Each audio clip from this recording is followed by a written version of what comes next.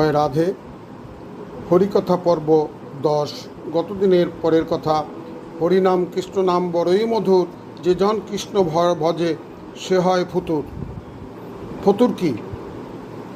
যেমন সনাতন গোস্বামী হরিনাম নিয়ে মন্ত্রিত ঘর সব ছেড়ে দিয়ে ফতুর হলেন। ফতুর হলো ন্যাড়া, মাথা ছেঁড়া।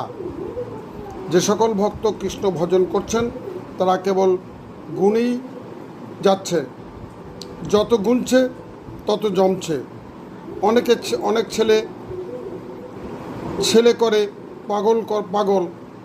কে দেবে মুখে আগুন, কে দিবে পিণ্ড?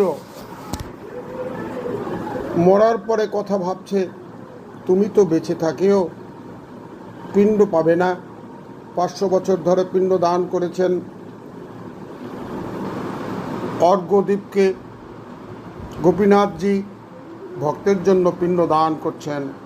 হরিনাম করুন, সৎপথে চলুন, তবেই নিজের শ্রাদ্ধ হয়ে গেল।